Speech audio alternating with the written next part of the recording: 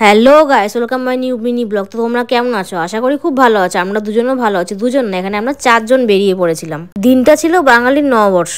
সেদিন আমরা 4জনে মিলে চলে গেছিলাম নতুন একটা জায়গায়। অশোকনগরের মোড়ের একটা নতুন আউটলেট ওপেন হয়েছে, সেখানেই আমরা সবাই মিলে গিয়েছিলাম। ব্যস্ত থাকার কারণে আমি এতদিন ধরে ভয়েস ওভারটা দিতেই পারছিলাম না। এই ভিডিওটা শুট হয়েছিল 14ই এপ্রিল। তাহলে তোমরা ভাবো যে আমি কতদিন পরে এই ভিডিওটা পোস্ট করছি। যাই হোক, কথা না বাড়িয়ে পুরো ভিডিওটা তোমরা দেখো।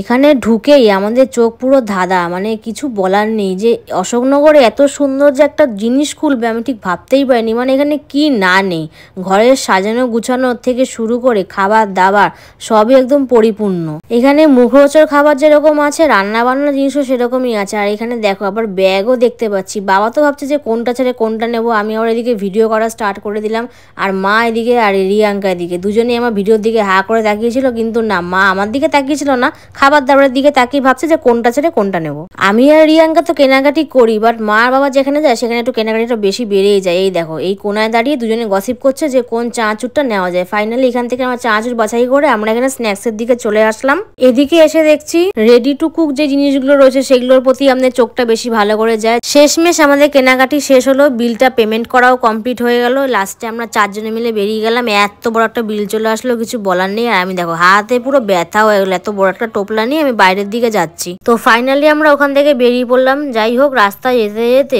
কত দোকানপাট পড়ছে, সবাই হালখাতা করছে, কিন্তু দুঃখের বিষয় আমাদের কোনো হালখাতা নেই। সেটা তোমরা বুঝতেই পারছো কেন থাকে না। তারপর এদিকে বাবার ইচ্ছে যে একটা শার্ট কিনবে। তো ফাইনালি শার্টের দোকানে আমরা চলে গেলাম। বাবার শার্ট পছন্দ হয়ে গেল, বিলটা দিয়ে দিল। আমরা এইসব করে বাড়িতে চলে আসলাম। ভিডিওটা ভালো লাগলে লাইক কমেন্ট শেয়ার, মনে করো চ্যানেলটা সাবস্ক্রাইব করে দিও।